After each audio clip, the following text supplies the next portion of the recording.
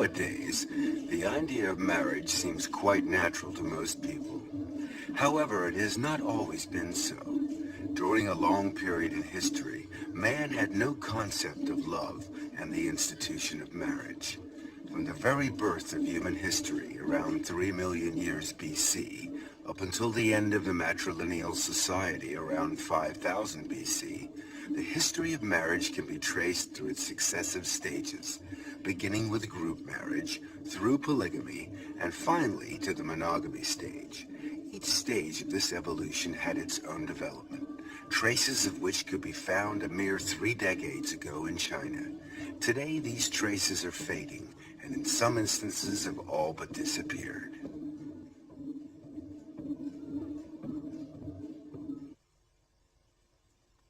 Feudalism ruled over China for thousands of years, and indeed its influence is still felt today. In Shaanxi Sheng, the cradle of the Chinese nation, this feudalism can be witnessed in the marriage customs. The marriage is arranged by the parents and the matchmaker. Family reputation is important and is scrutinized carefully. Many formalities must also be observed. The bride's birth chart must first be obtained. It is then hung at a shrine in the groom's house for 3 days. If nothing evil happens within this time, the bride-to-be is considered fortunate.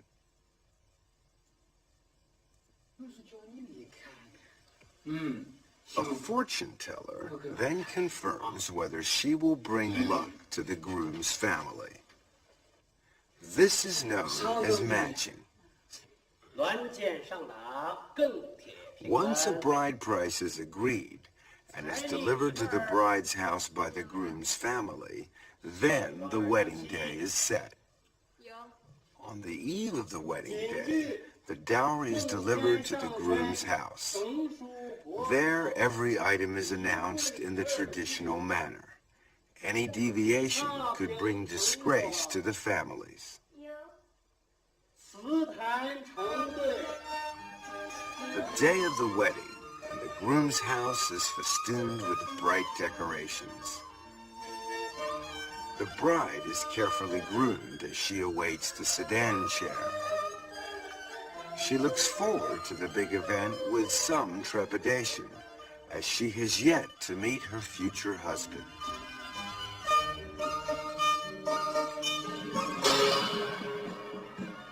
Back in the days when there were still imperial court examinations, those who passed the exams would have a parade in the streets to let everyone know about the great event.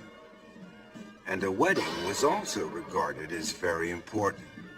No expense was spared to make it the most spectacular and memorable day of the bride and groom's lives. Throwing buns to the crowd is traditional in marriage ceremonies. Amongst other things, they are supposed to ward off toothache.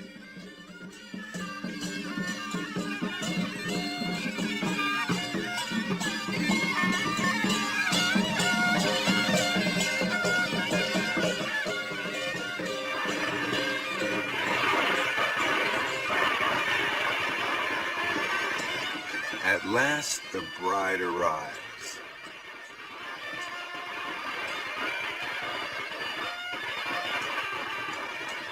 The bridegroom leads the bride by a red silk rope, which symbolizes the husband's rights over the wife.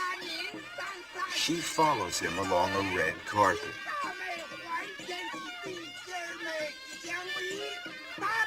The bride clutches a vase and a mirror as she steps over first burning coals and then a saddle to protect her against evil.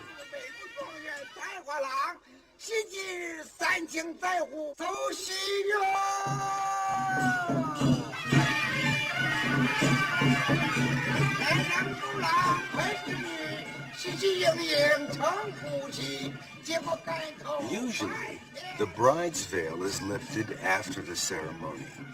But here, the bride uncovers her face before the ceremony starts. This is a moment of truth where the bride and groom first set eyes on each other. By now, it's too late for second thoughts. Of course, even an arranged marriage can turn out to be a successful and happy one. This young couple will have to trust to luck and to the good judgment of their parents.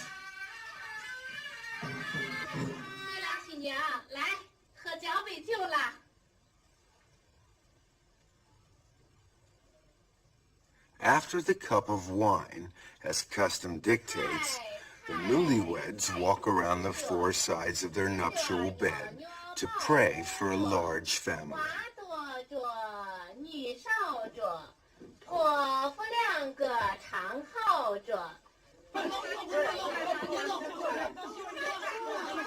After the wedding banquet, friends and relatives will come and tease the young couple. The idea behind this is to provoke a physical contact between the two of them. These friends have decided to grab the bridegroom and put handfuls of grain inside his clothing. The bride is then encouraged to find the grain and take it out. By doing this, the husband and wife can become better acquainted, and the ice is broken.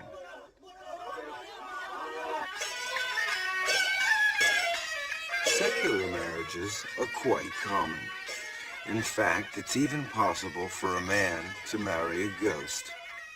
In the feudal era, some engagements were arranged before a child's birth, others during early childhood. Life expectancy and the child mortality rate often left one or the other future partner with no one to marry. In Fujian, a surviving male may remarry. However, he is still betrothed to the deceased, and he must marry her before he can marry her replacement.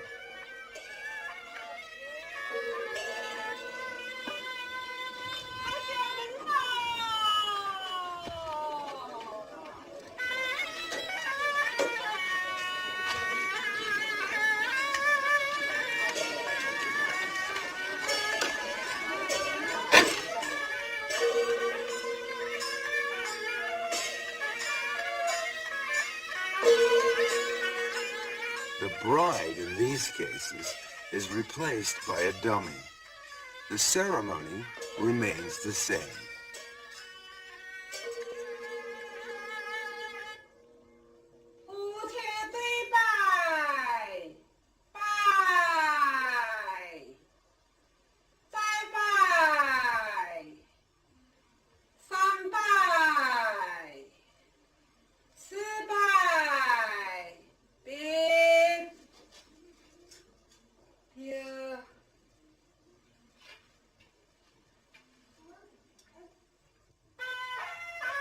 After the first wedding has been completed, the groom is free to marry again. The second bride must pay her respects by bowing to the dummy, as the first bride's spirit has already entered the room. She is only a replacement for the first wife, and as such, she will look after the husband and bear children for her.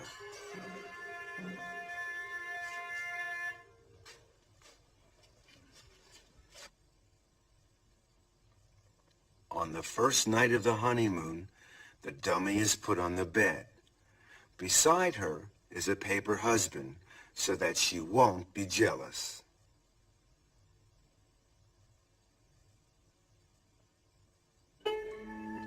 The two couples spend the night in the same bed, the dummy watching over the newlyweds.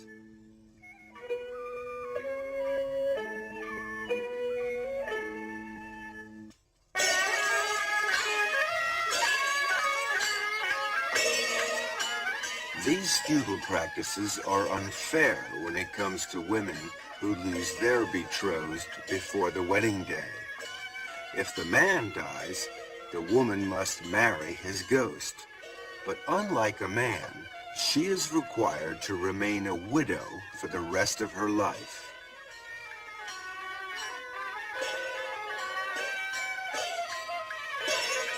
The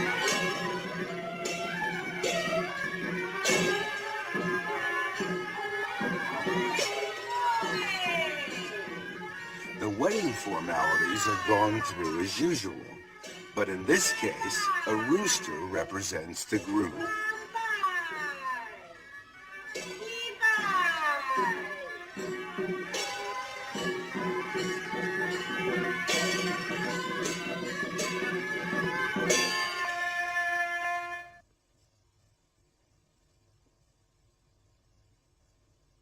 When the wedding is over, the bride is left alone with her husband's shrine in her room. She will remain in his family for the rest of her life, unable to remarry.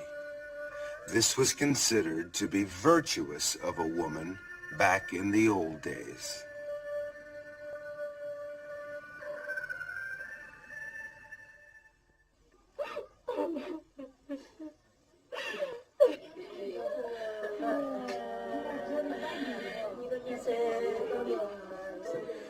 This bride-to-be is weeping over her coming marriage. It's quite common in many places. In Hunan, the Tujia tribe is a typical example. According to custom, this girl started weeping 48 days before her wedding day. Her weeping is interspaced with singing. She is sad because her marriage will mean leaving her parents. As she sobs, she also curses the matchmaker for having found her a husband who will take her away. Her girlfriends join in the mourning. They mourn the breakup of the family and the severing of domestic ties. They mourn the success of the matchmaker and the dressing of the bride and her farewell to her birthplace. In all, 11 mourning procedures must be followed.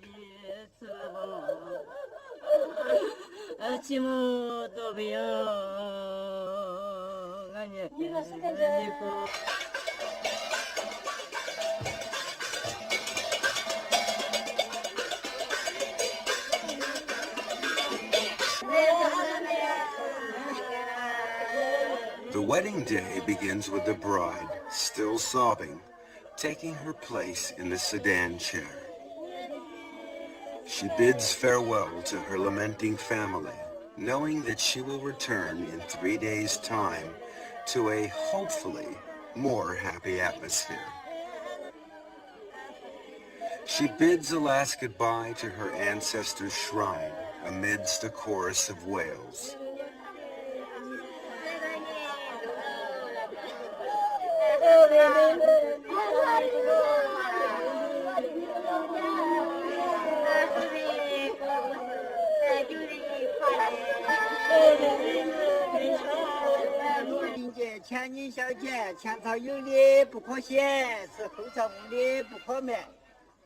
The sedan chair is smeared with chicken blood.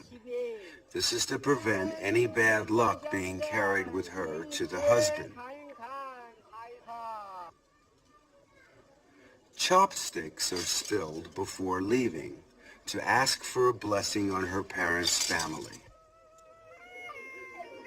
After that, the bride is not allowed to touch the family ground when getting into the sedan chair and must be carried on her brother's back.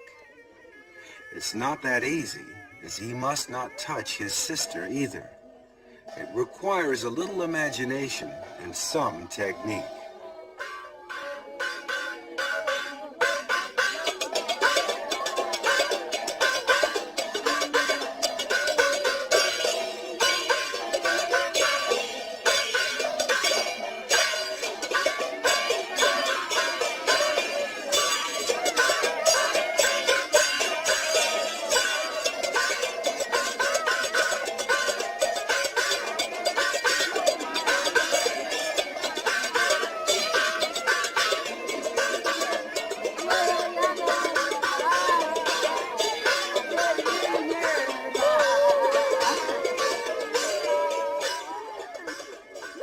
A bride is supposed to struggle to show that she is unwilling to leave her family.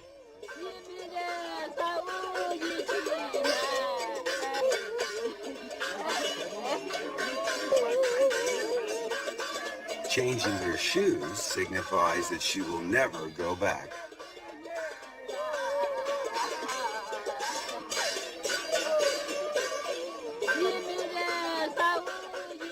Her girlfriends make a pretense of grabbing the sedan chair as it's leaving.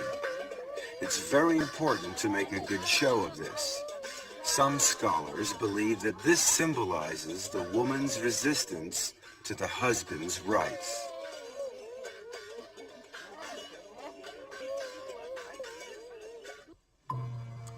From 3 million BC to about 1 million BC, human society began to take shape. However, marriage as we know it didn't exist. This was the stage of group marriage, or what can be called primitive promiscuity. From 1 million BC to 100,000 BC, human society was splitting into different blood families. A form of promiscuity called consanguine group marriages developed. In the matrilineal society, group marriage outside the tribe became common. However, there was nothing resembling the wedding ceremony as we know it, and these relationships were mainly casual. In the mountainous areas around Jinshajiang in Sichuan province, a small remote village still practices group marriage, but in a more progressive way. Not only do they have a wedding ceremony, but their marriages last. The people here belong to a branch of the Nai-Si tribal minority. Within their rugged and spectacular environment, these people live a simple life, far from civilization. Many have never seen a car. This is a tribal wedding troupe. The man in the blue robe is the troupe's master of ceremonies. His official title is Minabu, which means the guide. The troupe arrives at the groom's house. Inside, someone is at prayer. The prayers are to prevent any bad spirits from the bride's family from entering. Both of these girls are brides, and they are both sisters. When the door is opened, the troupe proceeds inside for the ceremony. The man praying is called a Dongba, who acts as a kind of priest cum official, and who is considered very powerful by the villagers. Interestingly enough, there are no less than 4 grooms here, and they are all brothers.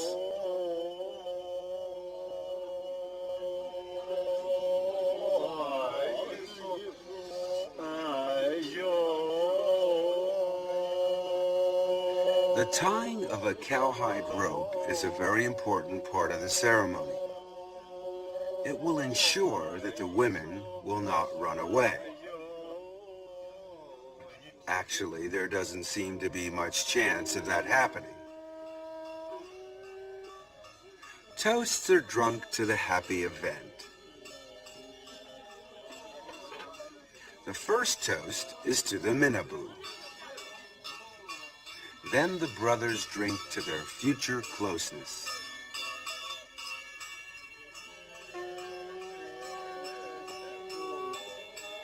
A toast to the brides follow. They are now husbands and wives. Each husband will have 2 wives, and each wife has 4 husbands.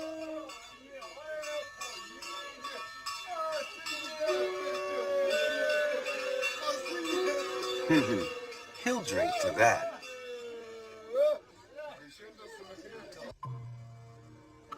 With 6 people living under one roof, accommodation is no simple matter. They must live in a 3-story house. Husbands living on the top floor, and other members of the family on the 2nd floor, including the 2 wives. The wives are not allowed upstairs. When a husband feels romantic, he must go downstairs. This could cause a problem if all 4 husbands have the same idea at the same time. In these cases, it's a rule of first come, first served.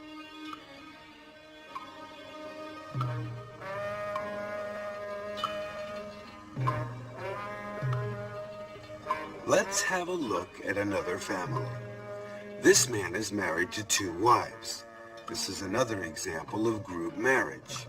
The girls are both sisters, and as they cannot handle heavy jobs, they regard their husband in part as a laborer. This one's very efficient in all departments. In the space of 10 years, the 2 sisters have given birth to 14 children. So this man is proven to be a good husband, as a large family means a big labor force. It's harvest time in the surrounding countryside. The procession of family members makes its way towards the fields.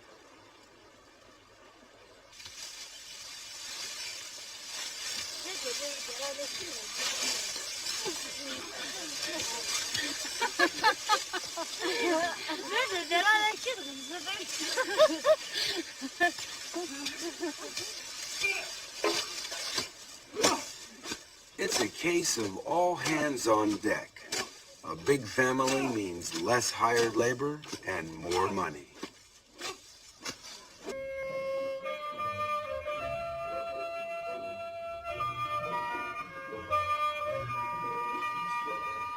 This family here, on the contrary, consists of 2 brothers sharing 1 wife.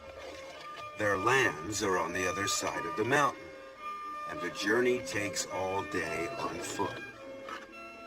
Usually they leave their wife at home and spend most of their time farming and hunting in the woods nearby.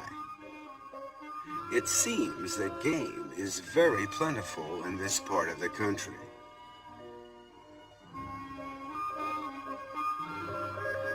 The wife takes charge of all the housework and cooking. The staple diet is a mixture of corn flour. With wheat, they make a kind of wine, which is drunk daily. Clothing is knitted from either wool or hemp, and each family makes do with articles that are homemade. Their only mode of transport is by foot, but the people seem content with their simple lifestyle.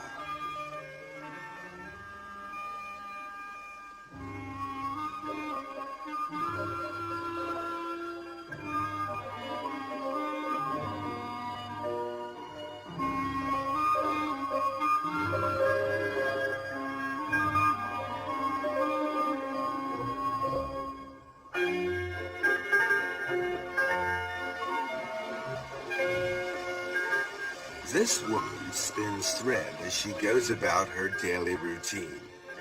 There is always work for her to do, and this will save time for more pressing chores. Group marriage is also referred to as synogamy, which means partnership. Its format and scope are not restricted and generally depend on economic circumstances, which makes it a very flexible arrangement.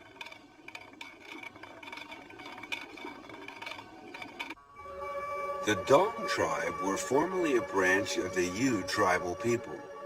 Their traditional costume, made from cowhide and egg whites, is quite unique. The combination of these materials gives the costume a sheen. The garment has no buttons and is weighted with pieces of silver. These people inhabit the regions of Guizhou, Guangxi, and Hunan provinces, living mainly off the land. Besides farming, they also operate freshwater fisheries. After a long day in the fields, there's nothing the local girls like better than a cool dip in the river.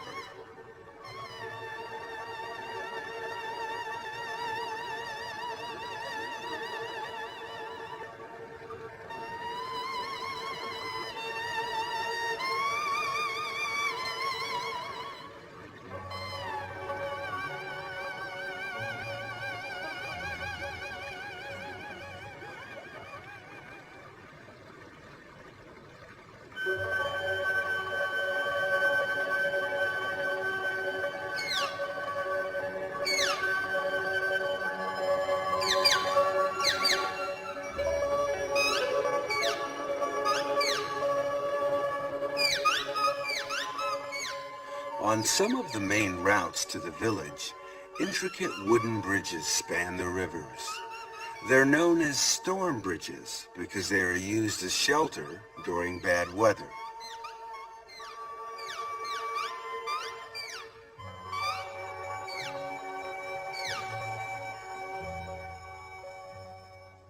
These towering structures in the village are pagodas, which are built in such a way that they resemble giant fir trees. The eaves overlap neatly. Inside, the roof towers above the onlooker. This fir trunk is used as a ladder. The ancestors of the Dong Yu people were a tribe that lived in the forest, and so these pagodas are built in the shape of a fir tree in remembrance of their ancient origins. Each clan in the village has its own pagoda. Whenever a crisis arrives within the clan, members will gather here to discuss matters and resolve the problem. However, the pagoda also serves quite a different purpose. Young girls will often invite boys from outside the clan or village for a few hours singing, dancing, and conversation. The song they sing is called a step song for obvious reasons.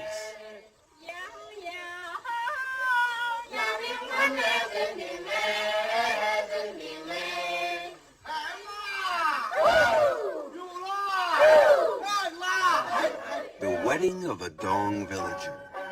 The customs of the marriage ceremony have been handed down from the ancient tribe of their ancestors. It's a form of marriage by capture. When the groomsmen approach, the bridesmaids help to hide the intended bride and defend her against the male horde with their umbrellas. This marital hide-and-seek is generally accompanied by a generous amount of good-natured horseplay between the sexes. However, umbrellas prove no match for the persistent young men, and the line of defense gradually collapses.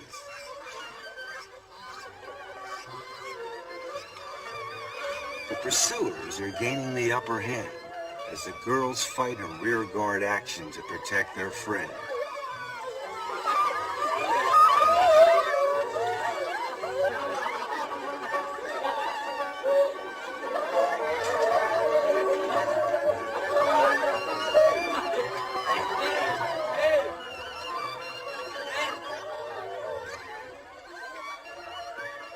It's the end of the battle, and the bride, a little out of breath, but none the worse for her ordeal, resigns herself to submission.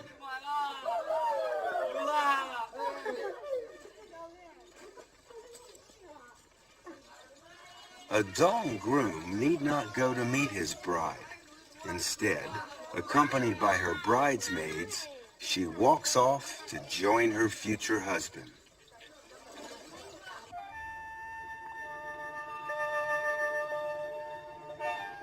The Bao Yi tribe live in the southern part of Guijiao. All the houses in the village are made of stone, even down to the roof tiles. Here, young boys and girls marry at the age of 13 or 14, the girl remaining with her parents after the wedding, a custom known as non-virile local residence. During this time, she continues to dress like a maiden, sees her own friends, and carries on meeting other men freely. This period may last for up to a decade. This separation is an insult to a husband's rights, and he must take her back to restore his honor. This bride has been descended upon by her mother-in-law and sister-in-law. She struggles and breaks free as the two women give chase.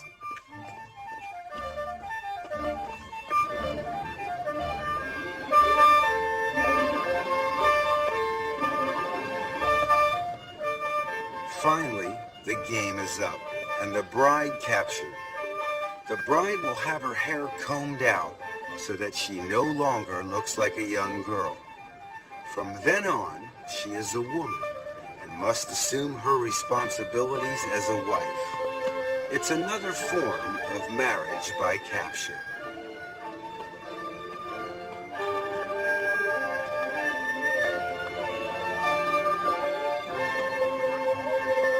Three days later, the mother-in-law and sister-in-law bring along a rooster and some wine to the bride's house to collect her.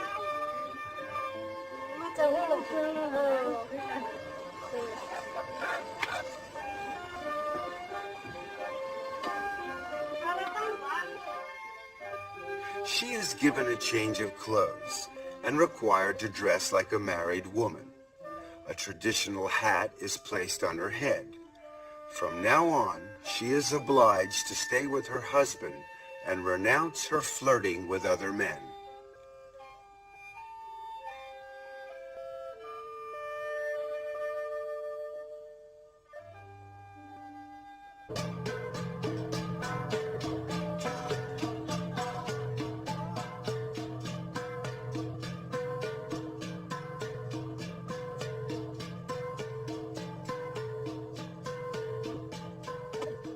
At first sight, there might not seem to be anything unusual about these four people until you realize their relationship.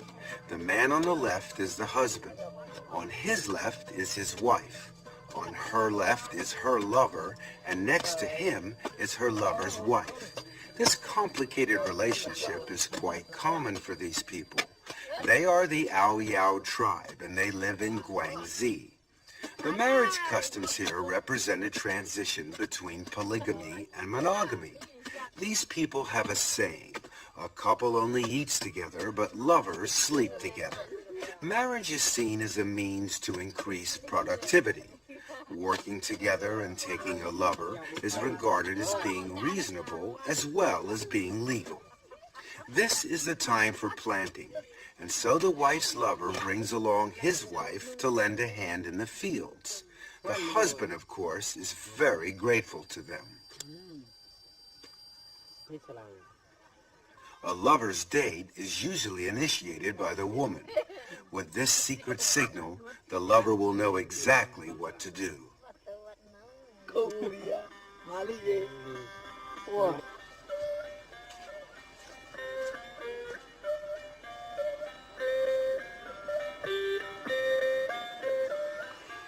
As darkness falls, the lover arrives bearing a torch as a sign that the meeting is quite open and honorable.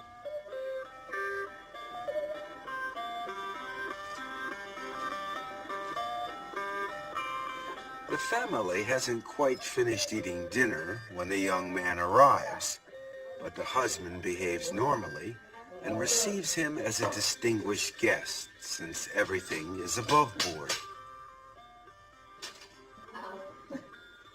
The lover feels honored.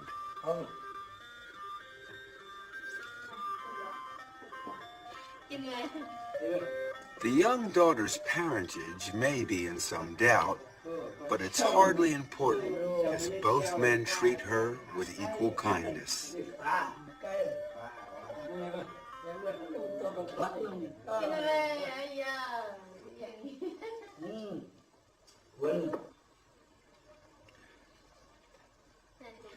After supper comes entertainment, but first they gather to wash their feet together. This feet washing symbolizes their closeness as a family.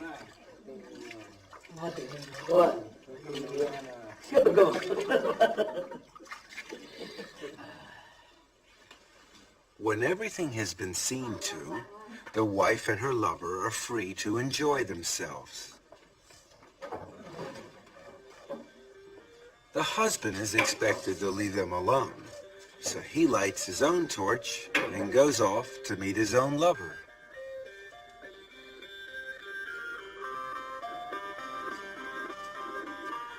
This custom originated in matrilineal societies. At that time, men worked in their family and had love affairs outside. This continued until the advent of patrilineal societies and the establishment of monogamy. However, the custom survived in some areas, with love, living, and sex becoming three different aspects of marriage. Love affairs in the Kashanyao tribe are also quite open. If a girl invites a boy over at night, he can't use the front door. However, that's no problem for this resourceful Romeo. The post is there just for this purpose, and he climbs up to join his sweetheart.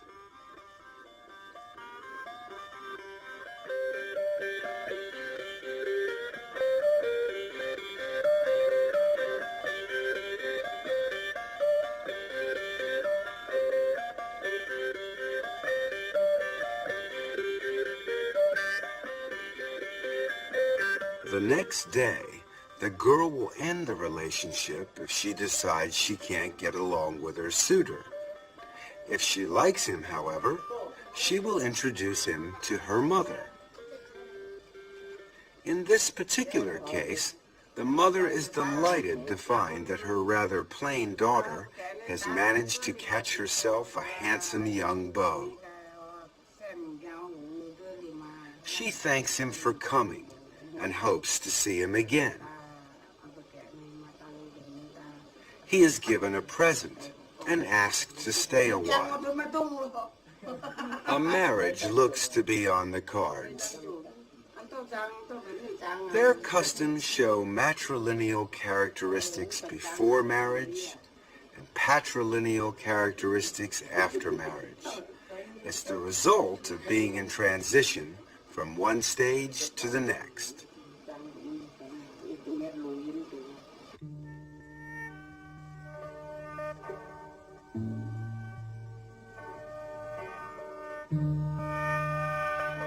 The Anis in Sichuan Bana are a branch of the Hani people.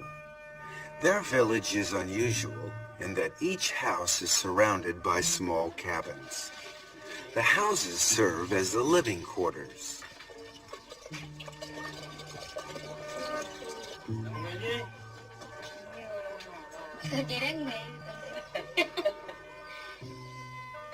Inside the house, however, men and women are strictly segregated and must stay in their respective corners of the house. Even eating and working are undertaken separately. Men with men and women with women. Even couples are not allowed to stay together.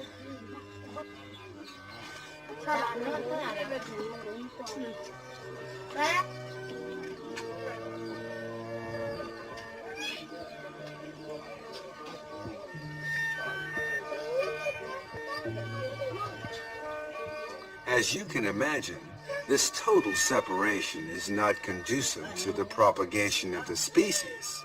So this is where the cabins come into play. Every male adult has his own cabin where he can date girls and indulge in his amorous pastimes.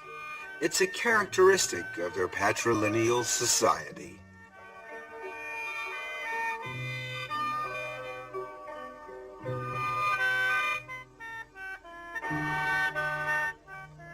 The Anis hold the gourd in very high esteem.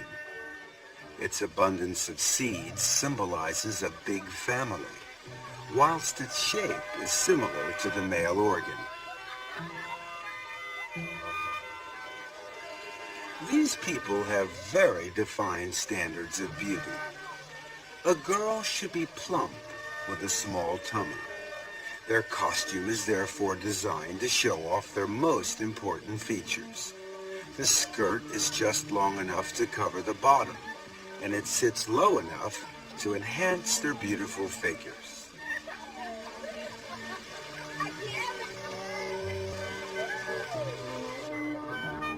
This group of young girls typifies the ideal beauty.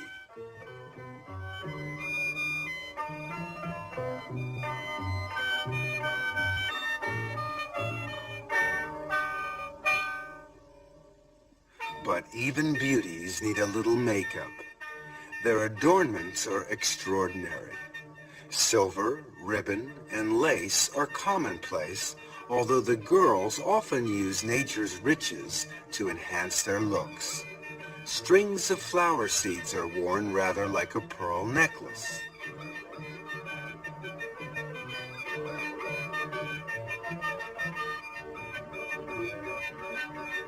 Shells, which are highly sought after in the mountain areas, are made into a belt.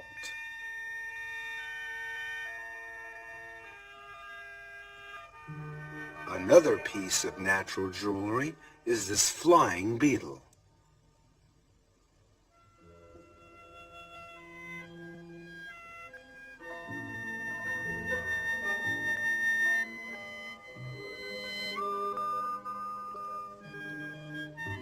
Before it can be used, it has to be prepared.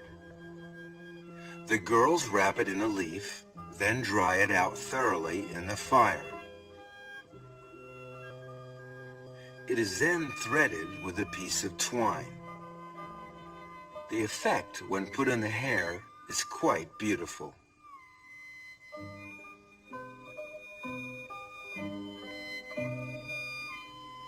When an any girl reaches the age of 18, it's time to get married. But before any proposal can be made, a young man must know the girl's status. A yellow cap shows that the girl is 18 and is still single. A black hat means the girl is already married. A round hat means she's under 18 and can't get married yet, although she can have a social life.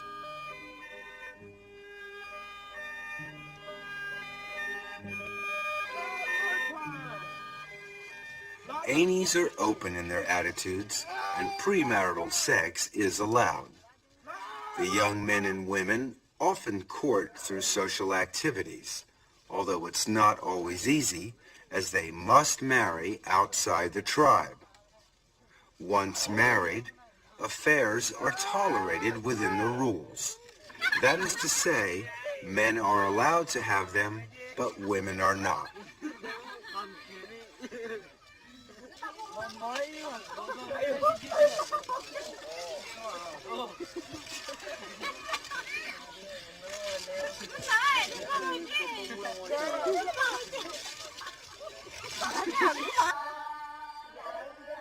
There's another way that young men and women become introduced. Young men from outside come in search of a girlfriend after first having obtained permission from the local villagers.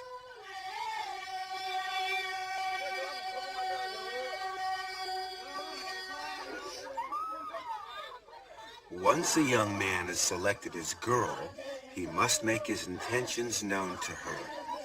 3 procedures must be followed. Firstly, the boy pulls her belt slightly.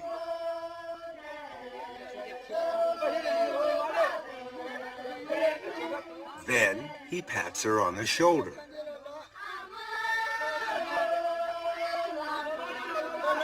Finally, he grabs her from behind. If the girl resists, then the boy must leave her alone and try again with a different girl. This young man's wish has come true, and he's got his girl. To celebrate, the local boys treat him as an honored guest and give him a drink. In this case, it's not wine, just water. The lucky man is invited to stay the night, and a cabin is provided for the couple to spend the night in.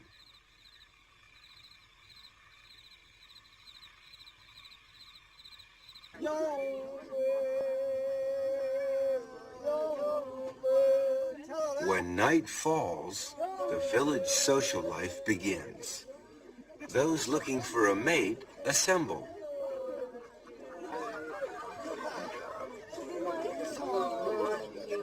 At first, the boys keep their distance.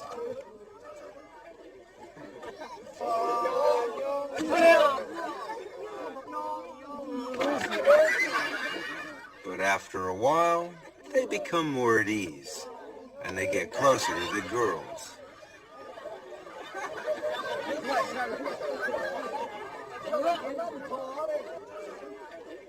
When a decision is made, the young man must approach the girl of his choice.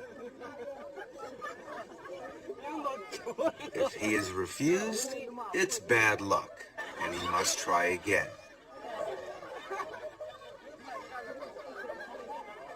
If he's accepted, the couple will go off and get to know each other.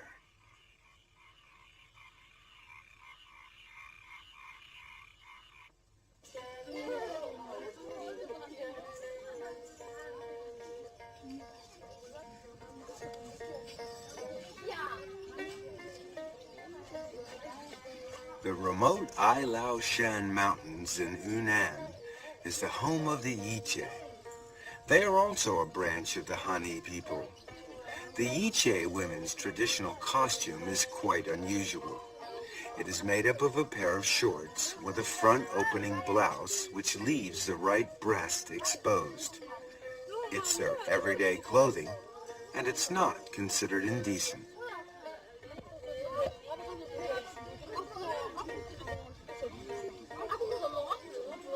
All women want to look beautiful, but definitions of beauty vary from country to country. These girls have a natural beauty, something that no amount of makeup can provide.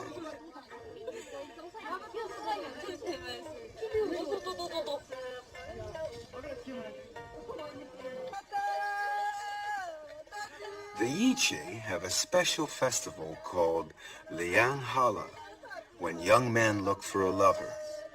The way they greet young girls is very unusual. Instead of shaking hands or even a kiss on the cheek, a man will press a girl's breast. Right side for old friends and left side for strangers. It's a great embarrassment if the wrong one is pressed, but the faux pas is quickly forgiven.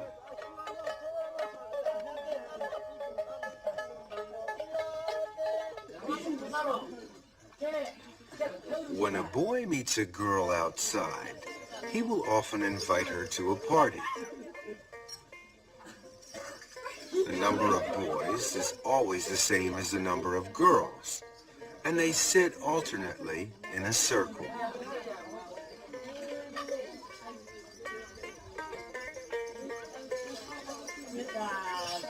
They talk and flirt freely with either the person to their left or the person to their right.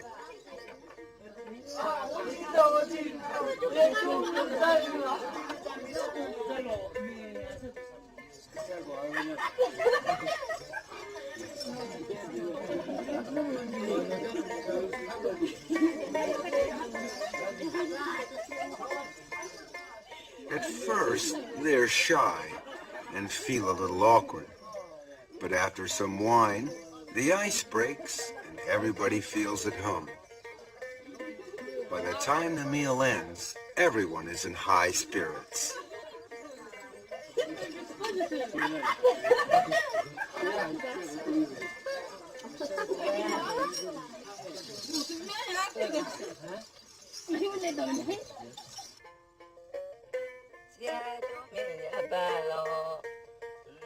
The Ichi are open in their sex life. However, despite this, an illegitimate child is frowned upon. This is not much of a problem, as all girls are betrothed at the age of 4 or 5. They remain with their parents and don't live with their husbands until they are older and have given birth to a child. This shows that they are fertile. It's another example of a non-viral local residence.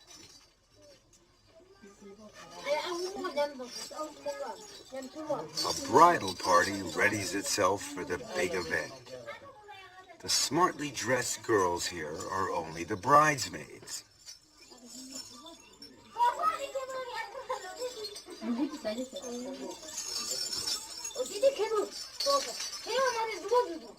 This one is the bride.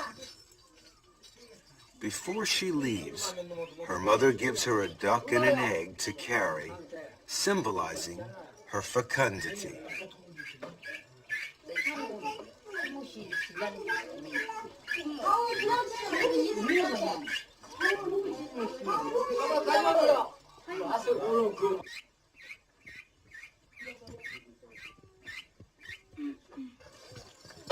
This man is being beaten as he is leading the party taking the bride back home.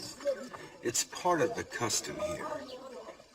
A rope is tied across the path of the husband's village. Everybody may cross over except the bride. She must break the rope to show that she is cutting off her links with her past.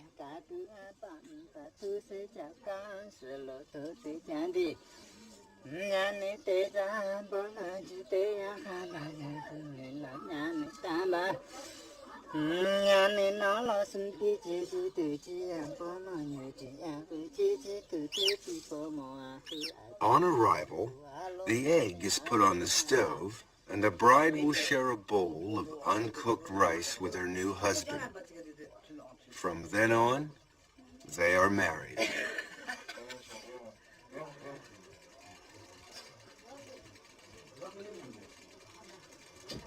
زيتي مادوسيا زيتي مادوسا ماسا مادوسا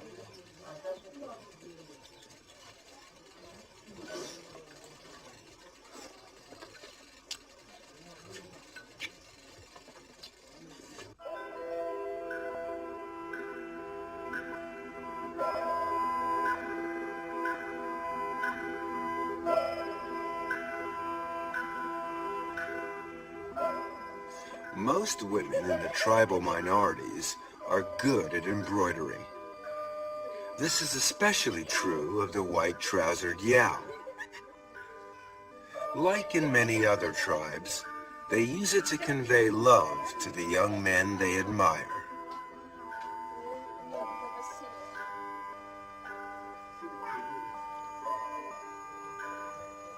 When they are in their teens, their parents build a cabin for them. They use this cabin for their love affairs.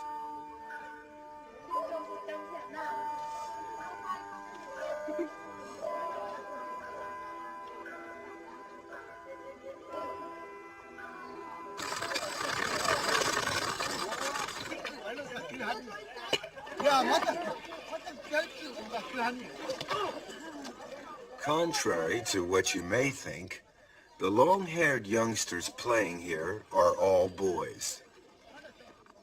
The short-haired spectators are girls. Girls have their heads shaved from birth and remain bald until they start their social life. These novices still sport a short haircut.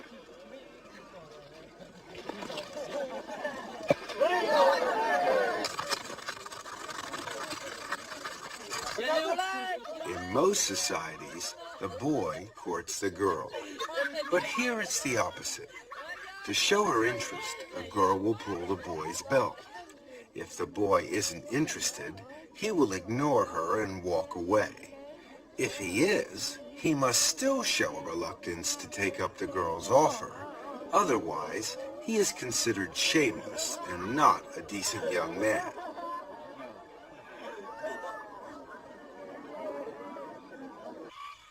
If the girl wishes to take things further, she will take the boy home. Some boys prove to be more shy than others.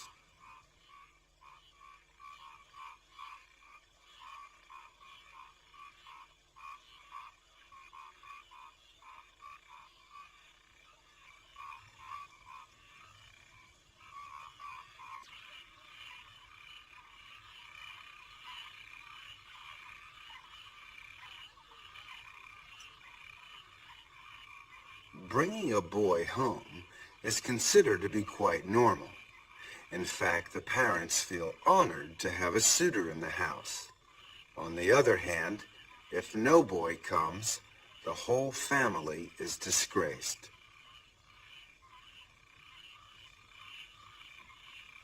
Though they are free in their sex life, the marriage is still subject to certain rules.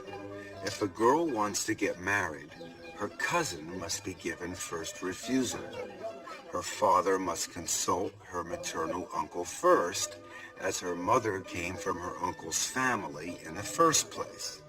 It is thought only natural that the daughter should be offered in return. The offer is made in a roundabout way. The father asks, "The vegetable on my farm is mature. Would you like it?" The uncle replies, "It's good, but no thank you." This answer will make things easier. The girl is now free to marry the boy of her choice. Under an arrangement between the father and the uncle, 2/3 of the betrothal gifts will go to the uncle in recognition of his consent. Marrying a cousin is a form of intermarriage referred to by anthropologists as secondary blood tie marriage.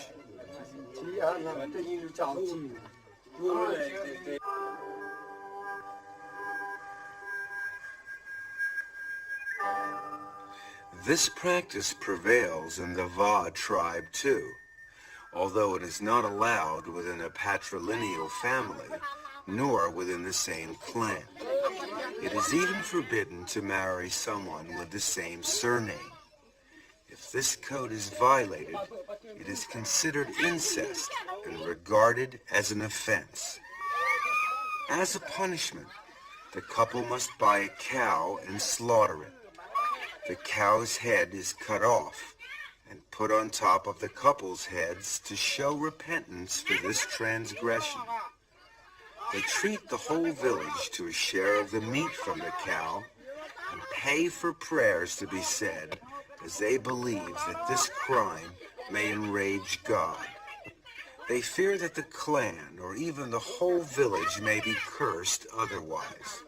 Thereafter, the couple will never see each other again.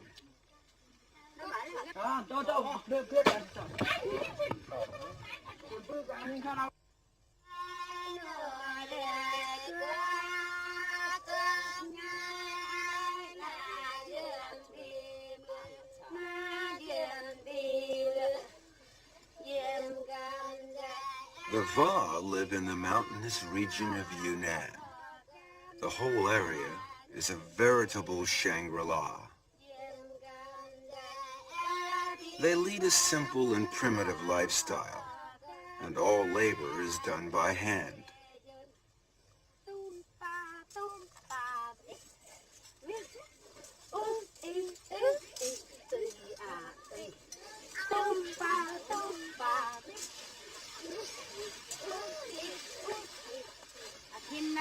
The women usually work stripped to the waist.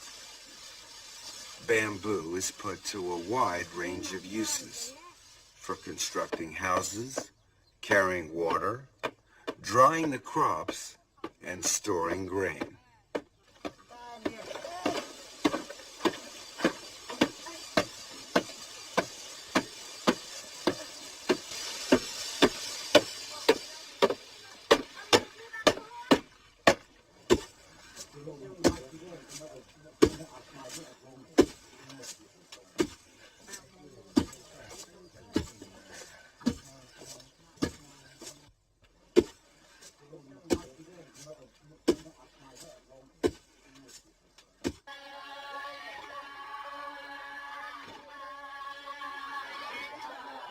The Va practice free love.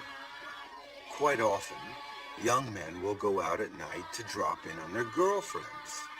Sometimes they will go in 2s and 3s, or even in a large group.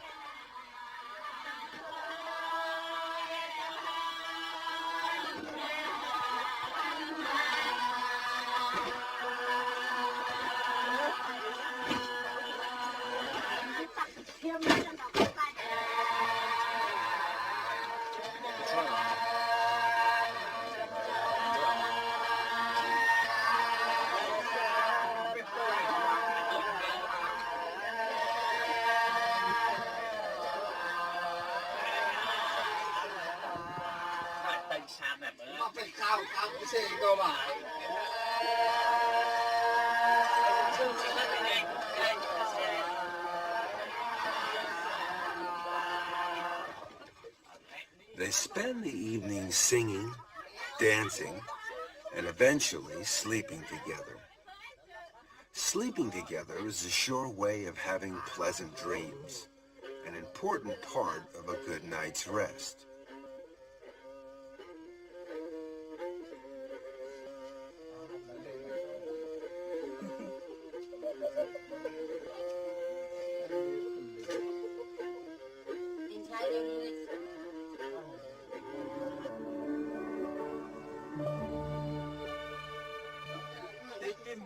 The next morning, the youngsters tell each other about their dreams.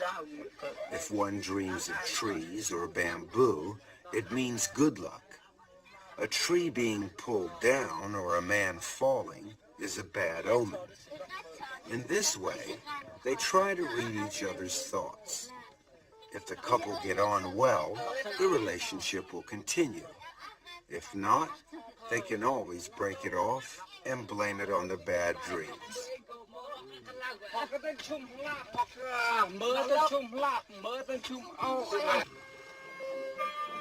Matrilineal society flourished between 10,000 and 5,000 years BC. At first, people practiced group marriage, but slowly this evolved into polygamy. One example of polygamy is visiting marriage. This is practiced by the Moshu people of Yongning. This is a typical Moshu house. It shows the status of the Moshu woman. Women live upstairs, each having their own room. The rest of the house downstairs is occupied by the old folks and the young children. Adult males have no place in the home and are obliged to stay with their girlfriends at night. Those unlucky enough not to have girlfriends must rough it with the animals.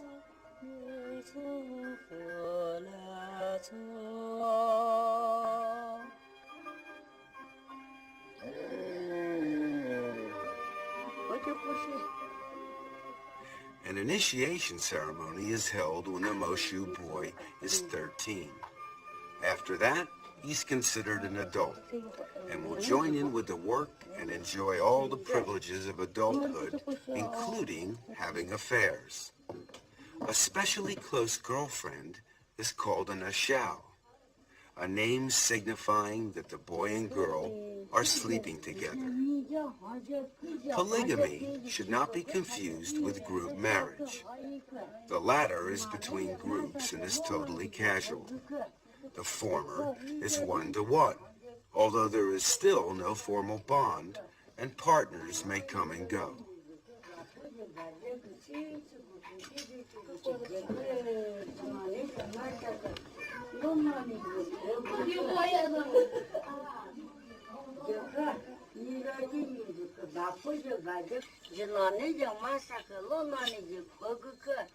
After the ceremony, this young Moshu boy will be an adult. He is ready to take his first ashao.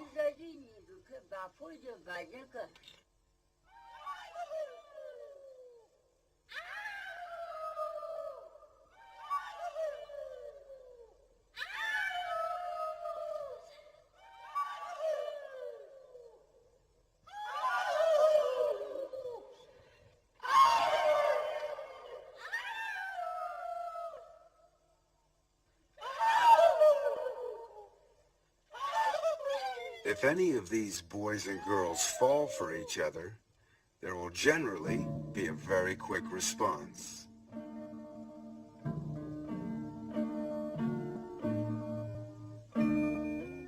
At night, the young boy goes to the house of his new ashao. He throws a pebble to attract the sleeping girl's attention.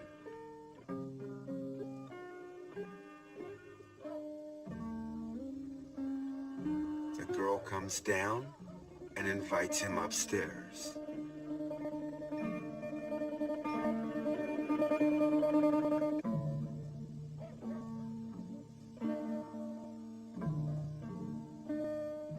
The next day, The boy returns to work in the fields as usual.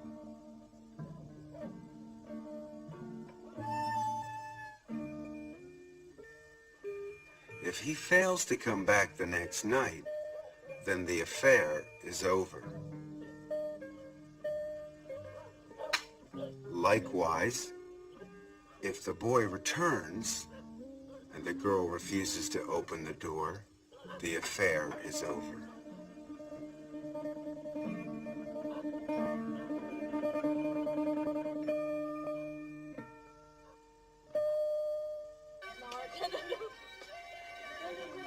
Children born from a visiting marriage are raised by their mothers.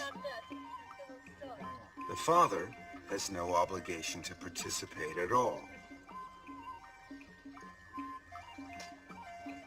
However, men are not all without feelings, and after a while, he will lend a hand with the housework and the child.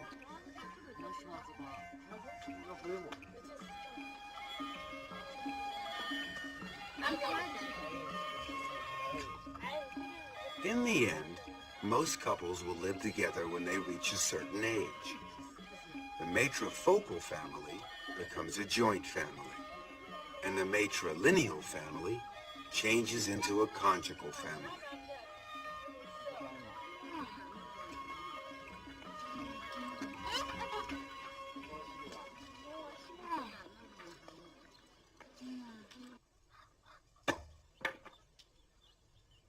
Visiting marriages have no rights, but for the Zhuans in Qinghai, it's quite different. A lama blesses the girl first. This ceremony is for marriageable girls and is an ancient tradition for these people. Girls are free to select their mate.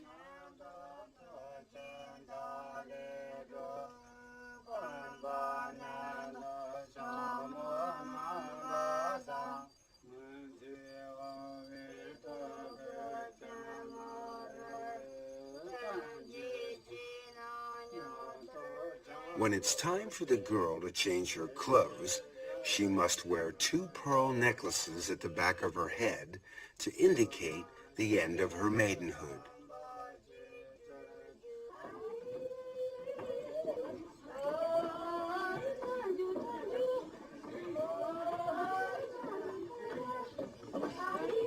Female relatives congregate around her. The most sacred moment is near.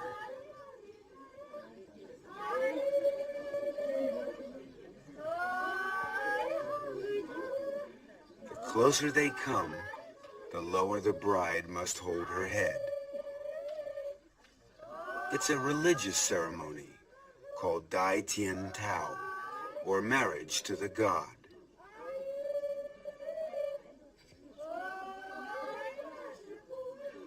The holy water being sprinkled is in fact milk.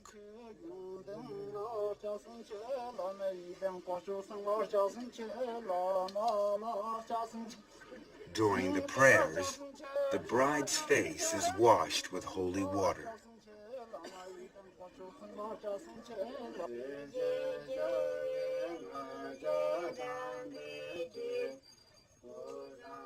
The ceremony is about to begin.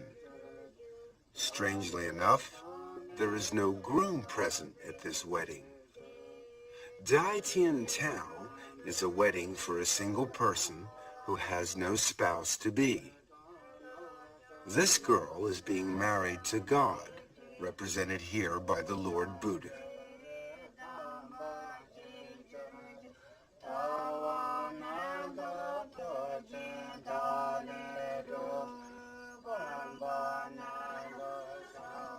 After the ceremony, the girl is free to have love affairs and to bring men home.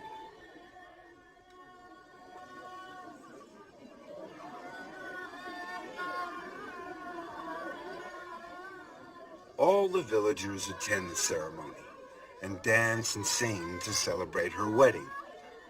The purpose of the ceremony is to announce to the public that another girl has reached womanhood and she is now able to take lovers.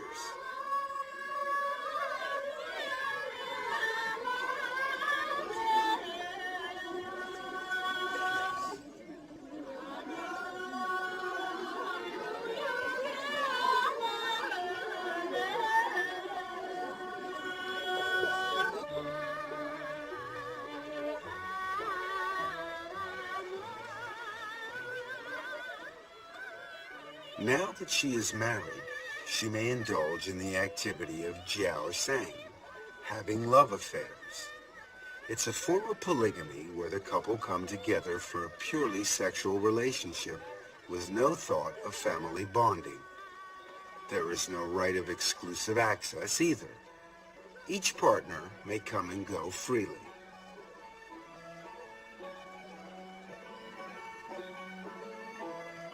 This romantic period is a privilege of youth in an area where men far outnumber the women. It helps to correct the imbalance. Most of the older people have families.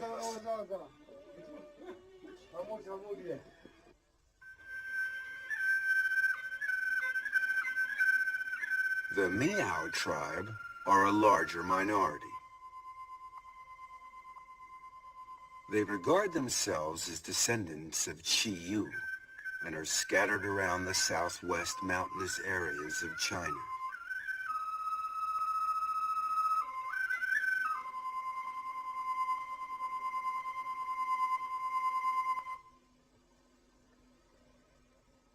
A hero's knot is considered the height of fashion.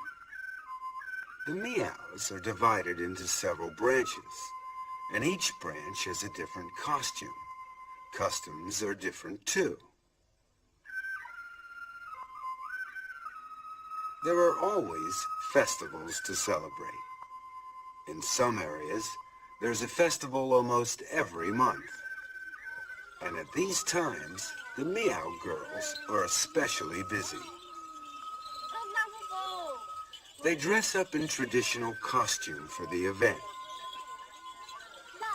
They don't get dressed at home, but bring along their costume to the festival where their mothers dress them in public.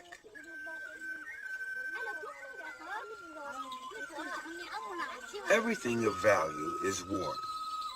Silver ornaments show off their wealth, whilst the intricate dresses are a witness to their handiwork. A pierced ear with a large hole is considered prestigious and is meant to attract admirers.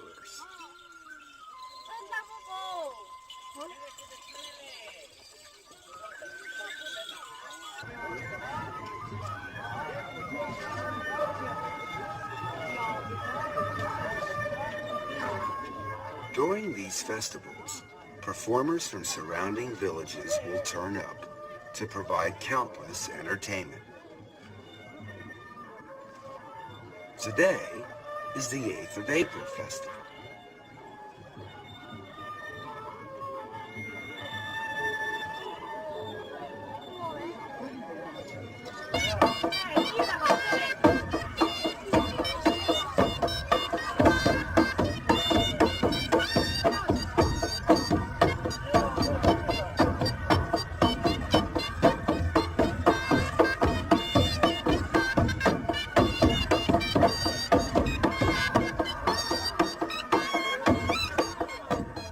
Villagers present a gift to the mother of the dragon, for whom the festival is held as a welcome.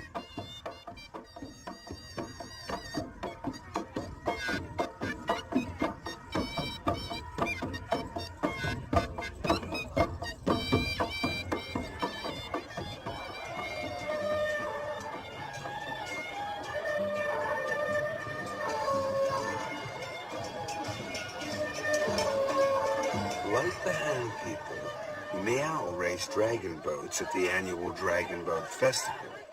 The Miao legend surrounding this festival is identical to Han legend, except that they maintain Chu Yun was a Miao. Hunan is the Miao place of origin, and there are indeed historical records of a Miao army, so their legend is not based on fantasy.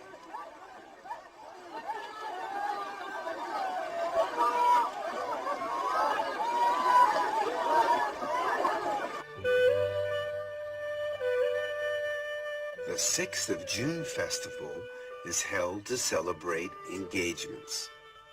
The atmosphere is completely different here.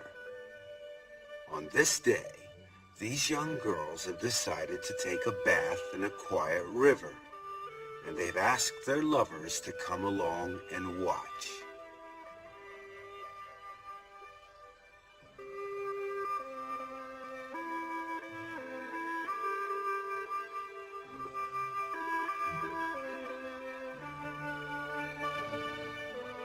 This boy makes a thorough examination.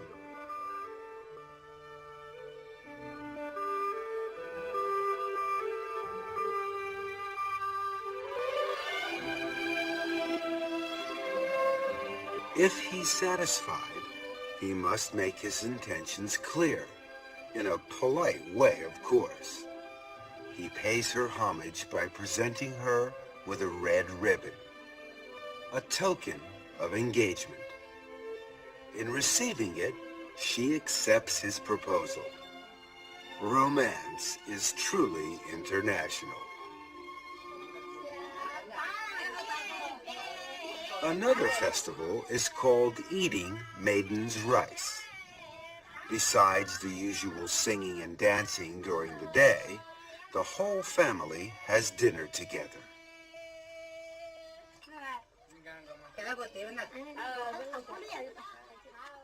A song of toast is sung, and wine flows freely as the family enjoy the special feast that's been prepared, whose main dish is this colorful rice.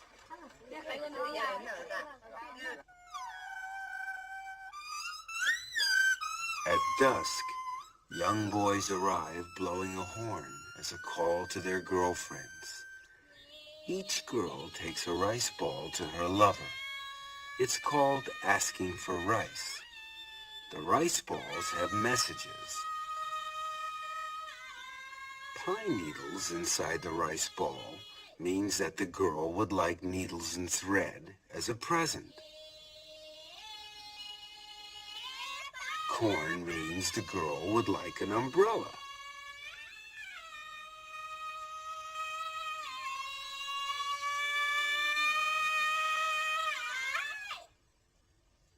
Two sticks bound together mean they'll never part. True love. If it's empty, it's bad luck. It means she's breaking it off. Meows will select their mate within the tribe. Two young persons meet on the road. They sing to each other to show their admiration. During the song, they find out about their respective backgrounds and see if the other is knowledgeable. It ends with a real heart-to-heart talk, and the relationship becomes closer as a result. It is customary in this tribe for lovers to carve a notch on a piece of bamboo after each date. If, after numerous dates, they fall in love, they break the bamboo and each keeps one half as a token of their eternal love. If either one of them ever breaks their vow, they will be obliged to eat the bamboo as a punishment for being unfaithful. Quite an effective deterrent.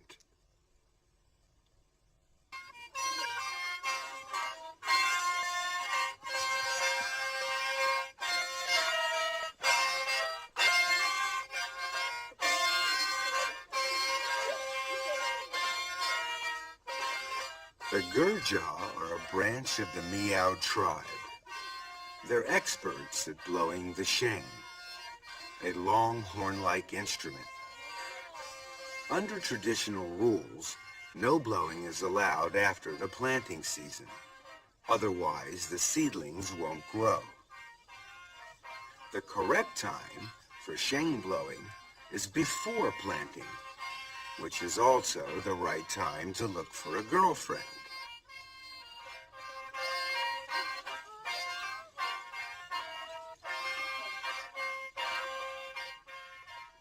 Slowly the girls dance around the boys. Each girl holds a necklace in her hand. As they dance, the girls choose. They put their necklace on their favorite boy's chain. This is called asking for necklaces.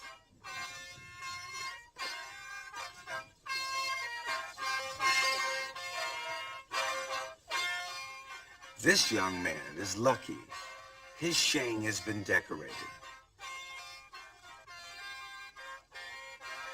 But not every boy is sure to be successful.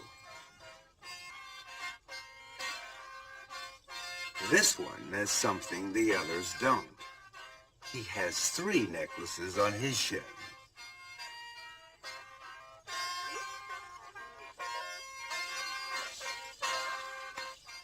The dancing courtship over, they go off in search of other entertainment.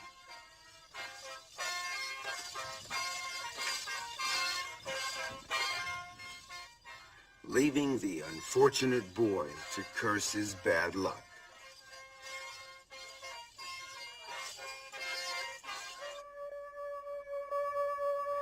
The green-trousered Yao of Guijiao have a completely different way of courting. Girls all have a small hole in the wall over their beds. It's called a lover's hole. At night, when the girl is asleep, a young boy tries to wake her up by prodding her with a thin bamboo stick. The girl wakes up and grabs the stick.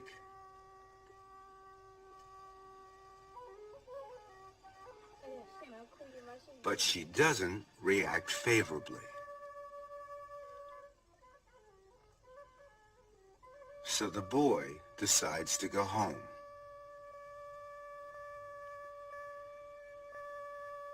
Another one soon arrives.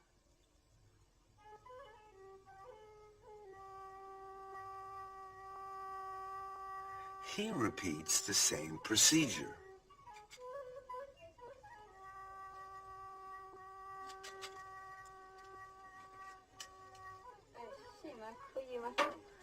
This time, things look more hopeful. She asks him who he is.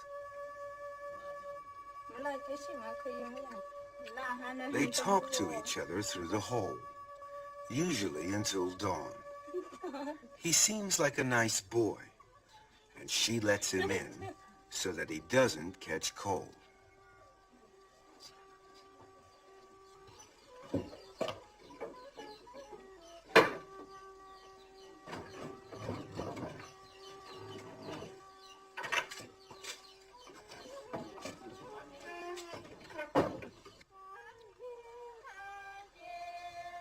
In every Miao village, there is a special place where young people can meet to date or just to talk.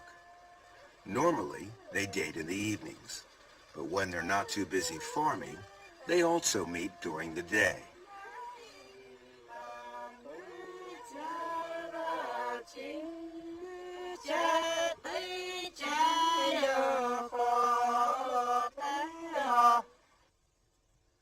Most girls spend hours and hours embroidering. Those who can't embroider find it very difficult to marry. Free love is popular with the Miao, but marriage is still decided by the parents. The bride must walk to her husband's house. The whole party dresses up to show off their beautifully embroidered costumes, and it's often difficult to tell the bride from the bridesmaids. The Miao never marry within their clan, and these two families live far apart, so the bride's party has a long way to walk. Miao have special greeting customs when a marriage is about to take place.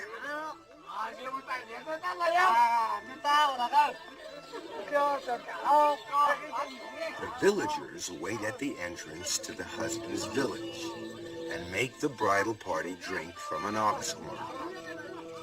The drinker must be careful not to touch the horn with their hands. Otherwise, they have to drink it down in one gulp.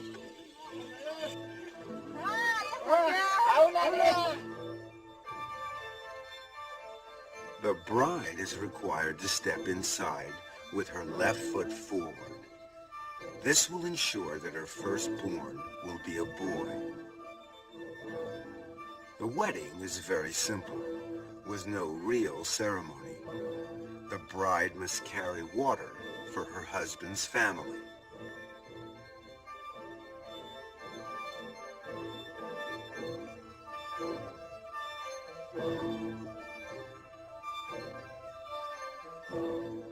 At night, she must stay alone in the kitchen.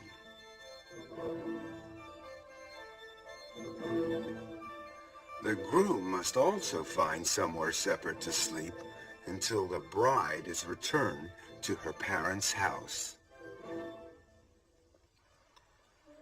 The next day, the bride leaves and goes back to her parents' house. There she continues her work, embroidering, singing love songs, and having affairs with young boys. The couple practice a non-vira local residence. Only in the busy farming season or during festivals will the bride go back to her husband's house for a few days. After she's given birth to a baby, she will start living with her husband.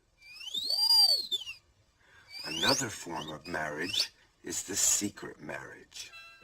This young couple haven't got their parents' consent, so the boy sends a group of his friends to collect the bride secretly. The bride is ready and packed. She goes off to a quiet place with her bridesmaids, where the wedding is to be held in secret.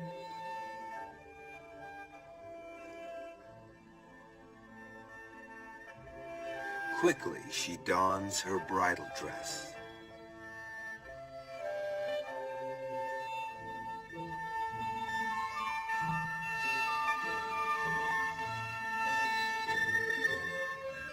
Some food has been prepared for the wedding breakfast. The event turns into a wedding and a picnic rolled into one.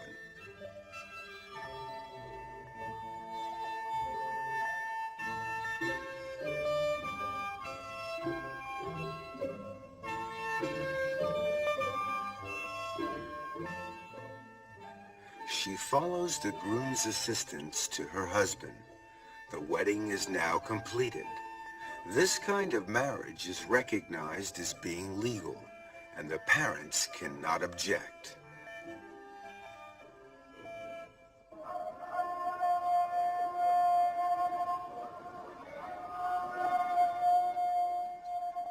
The Uyghurs of Xinjiang are Muslim. On their holy days, they worship God and take part in extended prayers.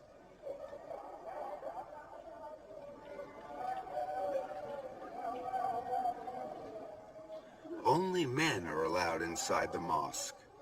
Women are strictly forbidden. Islam respects patriarchy and a husband's rights over his wife. Women are regarded as subordinate in all matters. Previously, they were obliged to wear a veil when outside the house. If they didn't, the punishment was severe. If a husband says, "I release you," he is considered divorced from his wife, and there is nothing that she can do about it. Islam allows polygamy.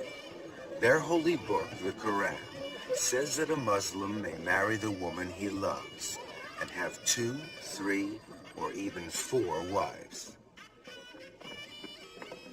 An old-fashioned Uyghur marriage is very feudal in its traditions and is conducted according to Islamic law. The groom's father brings gifts to the bride's house the day before the wedding. The gifts include a cow. Understandably, he receives a warm welcome. Men and women are not allowed to mix unless they are kin, so the hosts are all men.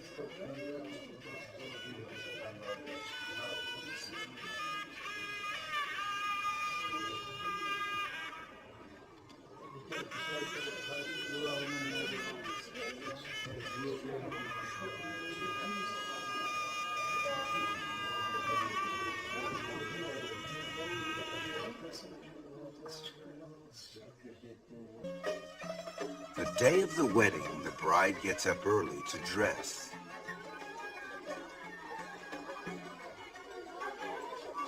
The wedding dress is a gift from the groom to show that she belongs to him. She will have to obey him in every way from now on.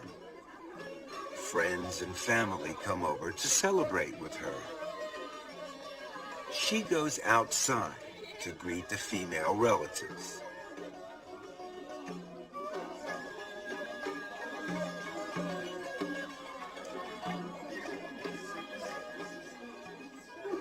The wedding banquet is lavish. An array of snacks, preserves, sweets, and fresh fruit is prepared. All specialties of Xinjiang region.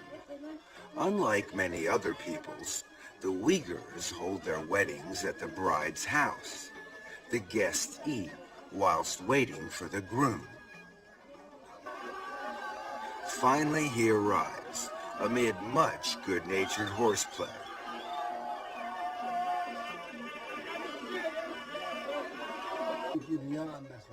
A Muslim holy man conducts the ceremony.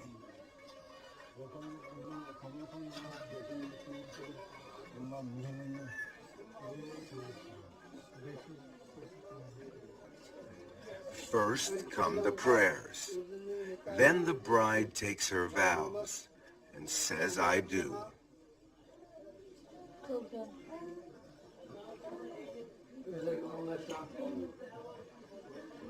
Sağlığı için çağır umumi şer'iyye şartları bilen. Then it's the turn of the bridegroom. Of course, he has no hesitation.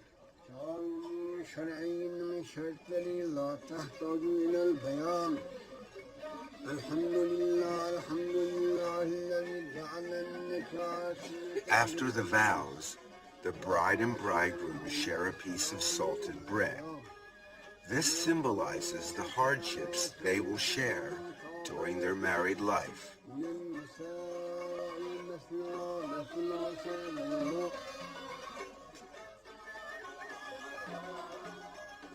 The wedding party then travels back to the groom's house.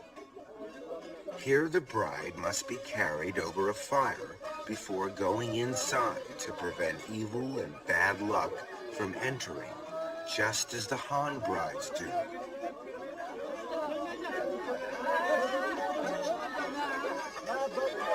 Dancing and singing continues in celebration of the happy event. The groom's sister takes the bride's veil, and the wedding is complete.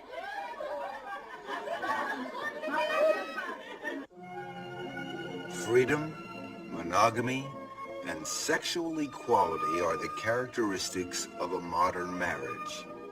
The marriage laws stipulate that prescribed marriage, purchasing, and any acts interfering with marriage are forbidden. Both partners must marry voluntarily, with no pressure from third parties. Of course, love plays a very important part in any modern marriage, and having a love affair is seen nowadays as a prelude to getting married. In the countryside around Beijing, this can be seen happening wherever you look. But not everybody enjoys these romantic encounters. Some people find it difficult to find a partner. This is especially true in big cities. In Beijing, the worker syndicate has set up a Lonely Hearts Club with a computerized dating facility. This modern equivalent of the matchmaker tries to bring together those despairing bachelors with the mates they desire. The scheme has been very successful. The registration and procedures are quite simple. Personal particulars are noted, and of course, individual requirements. Then it's up to the computer to search its files for a suitable match. When one is found, a meeting between the two people can be arranged. First impressions are very important. A little chat helps to break the ice and get to know one another. If all goes well, the relationship will blossom.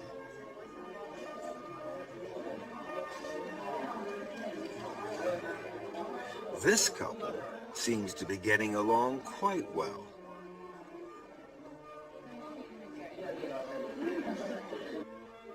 But some are too anxious to wait. They put up advertisements in the hope that prospective girlfriends will read them. Near the club, there's a love corner where young hopefuls gather with the sole purpose of finding a boyfriend or girlfriend. 要求怎么样？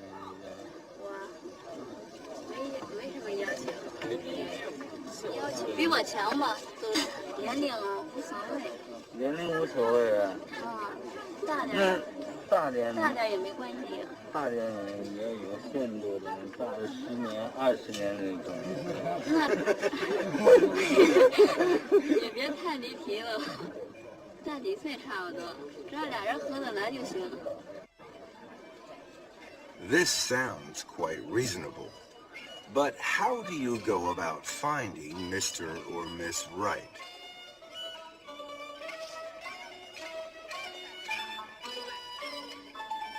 Firstly, it must be someone you like. You must go right ahead and get straight to the point. Oh dear, never mind, try again.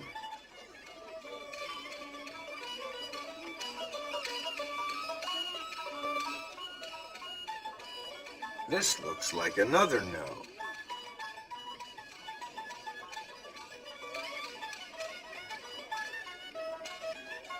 Ah, this looks more hopeful.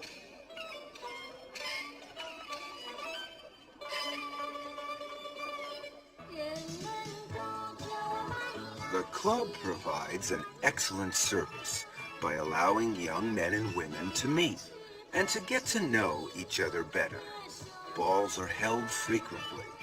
It's Golden Autumn Night, the eve of the Mid-Autumn Festival.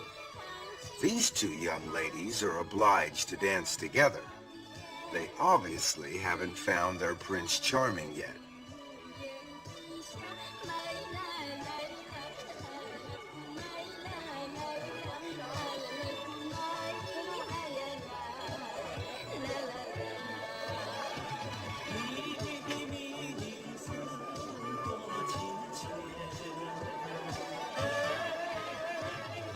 It seems her luck is in.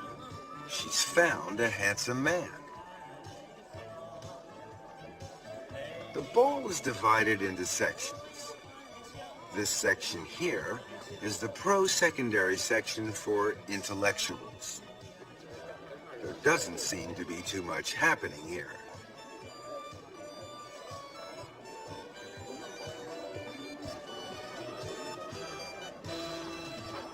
This is the senior citizens section. It's pretty crowded with older men and women trying to find their perfect partners.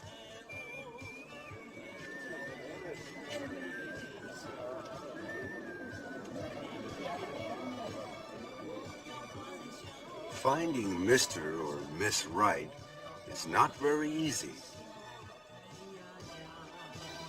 So the staff does what it can to help. Who knows? Success could be just around the corner.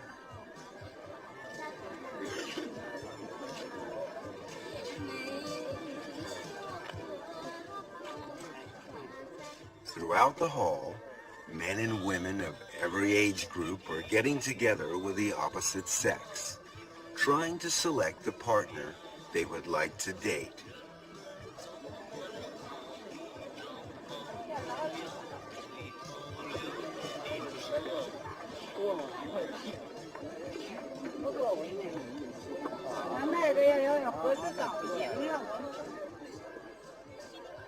Finally, the ball comes to an end. Partners take their time to say goodbye and exchange addresses to arrange further meetings.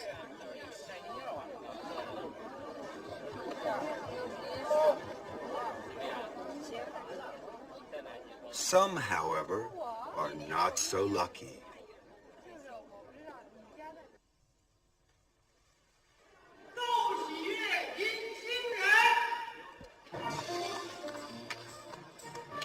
Soon after the Mid-Autumn Festival, the club holds a spectacular group wedding for 100 couples who have found their match.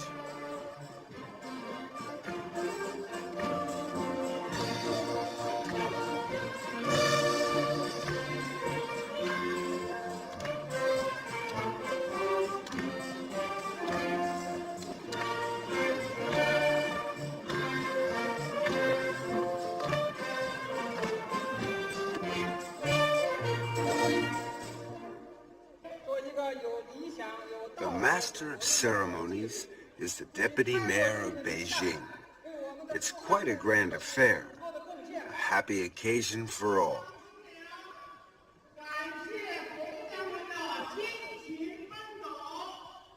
The couples thank the dating service for their hard work.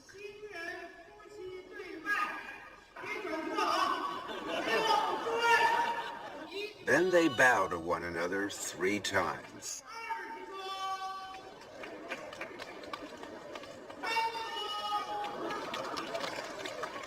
Hopefully, all love stories will have such a happy ending.